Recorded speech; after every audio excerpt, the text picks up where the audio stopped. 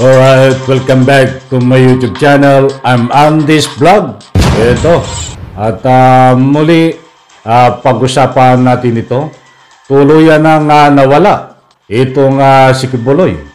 Tuluyan nang hindi na po maaresto itong si Kibuloy. Nawawala na rin itong mga umaaresto kay Kibuloy. Iyan po at marami pang iba ang ating tatalakayin. At kung bago pa lang po kayo sa aking maliit pa na YouTube channel, inaanyayan ko po kayo, please subscribe. Sabay-sabay po nating i-like ang video na ito kung nagustuhan nyo po. Ako'y muling nakikiusap mga kaibigan, kung pwede lang, patapusin po nating panoorin ang kabuuan ng vlog na ito. At nasa ganon, lubos po nating maunawan. Eto! Nako, palakpakan muna tayo mga kaibigan. Pampagana. Happy Sunday po sa lahat. San man sulok ng mundo kayo naroroon, mga mahal kong OFW, ay ingat-ingat po tayo at pagpalain po tayo.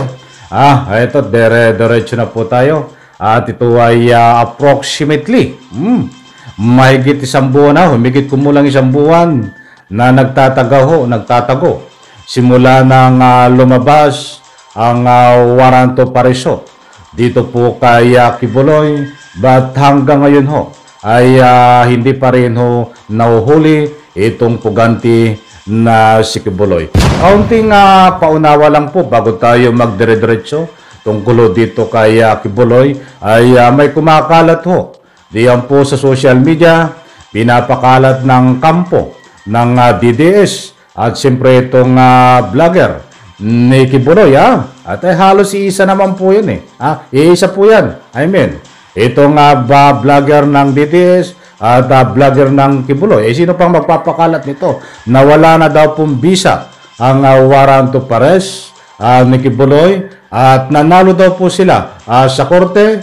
Itong si Kibuloy, kaya't wala na daw pong warrant of arrest.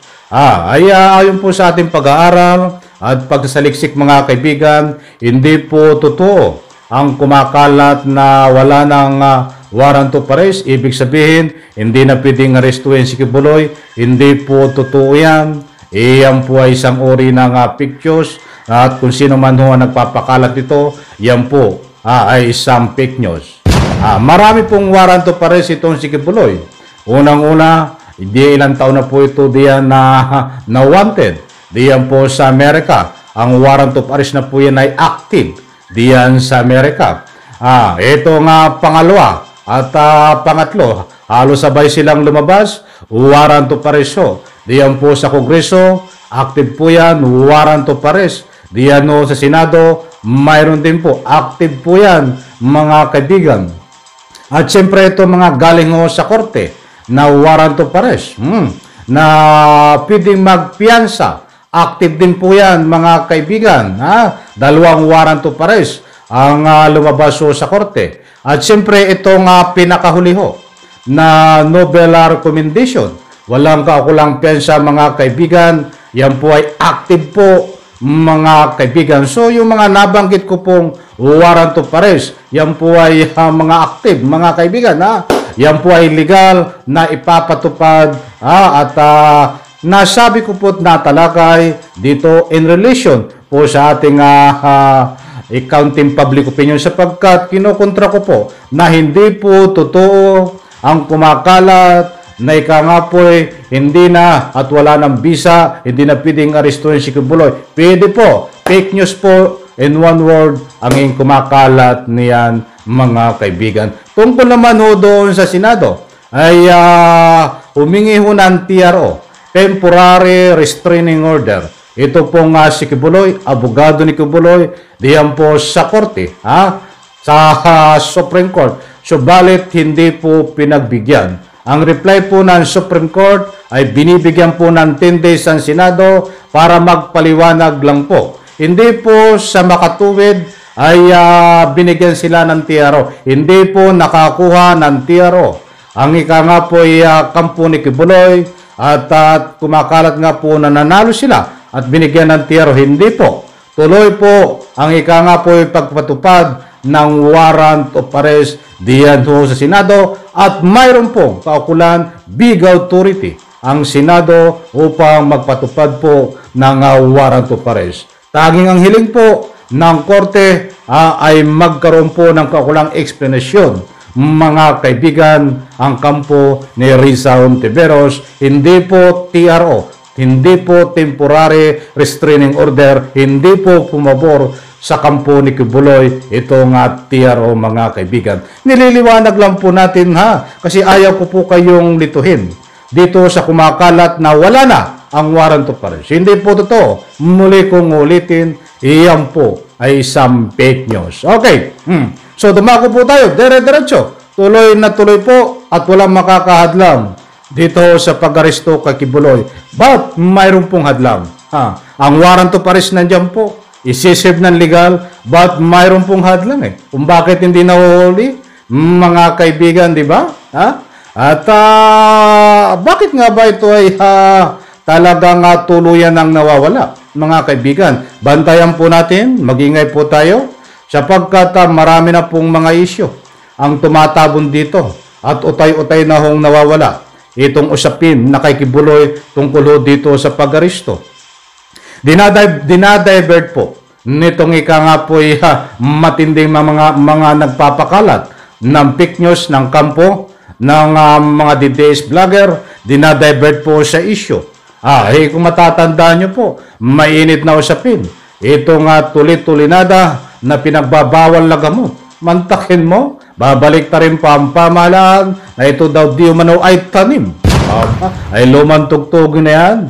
Mga tanim na yan, Gusto nilang palabasin, i-divert na ika nga po'y tanim. Ibig sabihin, tinanim ng pamahalaan. Ang droga na nahuli. Nako, lumang tugtugin na yan mga kaibigan. And then, basta, napakaraming issue po na negative na gusto nilang i-divert. Mga kaibigan, ba't hindi po mananaig yan? Gusto nilang pag-usapan ang ibang issue at nasa ganun po ay malihis ang issue tungkol dito sa pag-aresto kay Kibuloy. Ba't alam ko, matatalino kayo, mga mahal, kung taga-subaybay. Alam ko nagsusuri kayo. Alam kong aware kayo.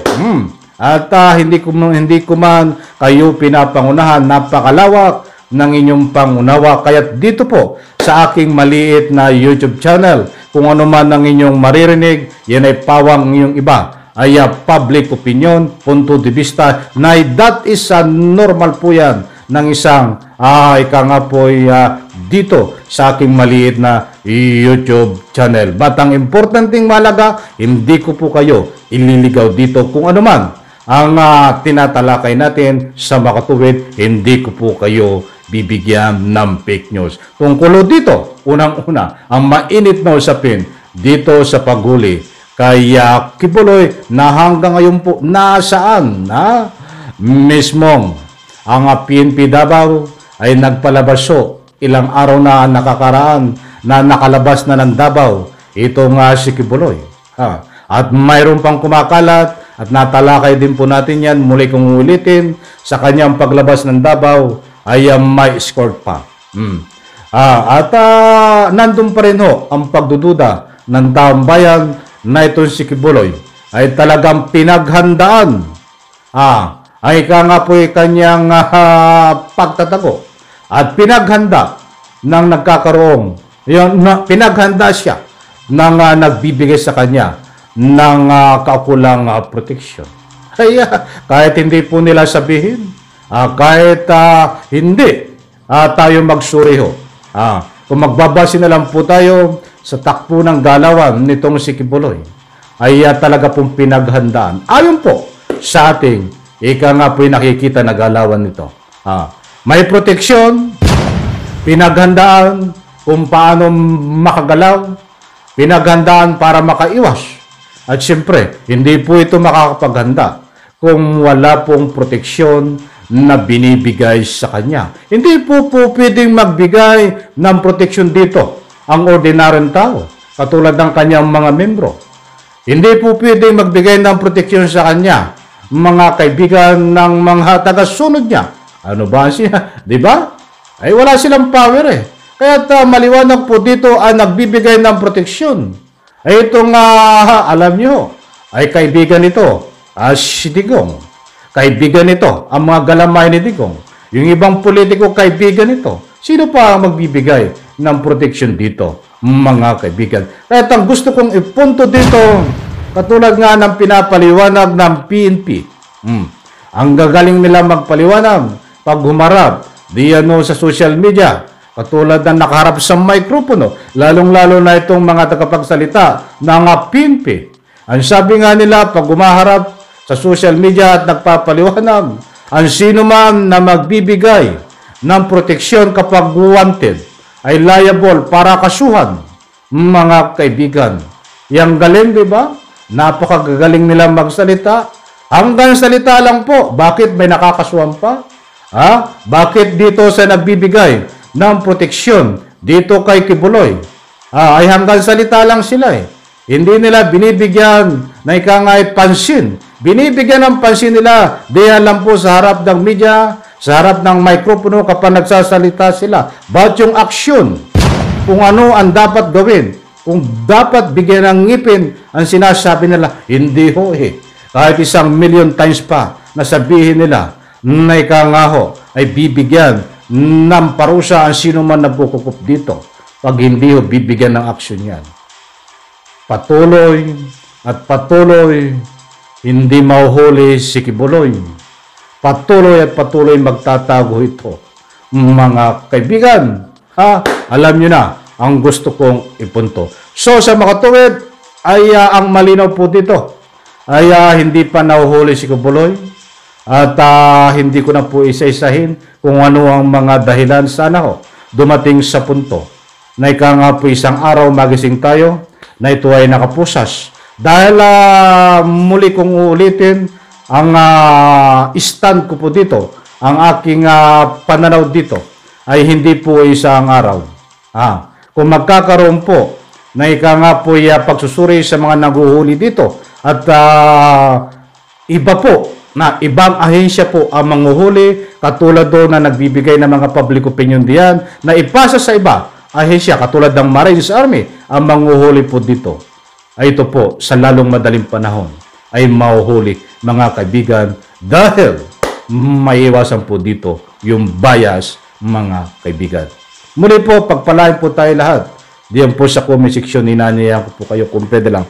Isang public opinion ay importanteng spread po natin yan. Bilang kasama na kayo dito sa ating pinaglalaban sa ating pagtatalakay. Isang like lang po sa video na ito. Maraming salamat. Pagpalain po tayo lahat. Bye-bye. Palakpakan.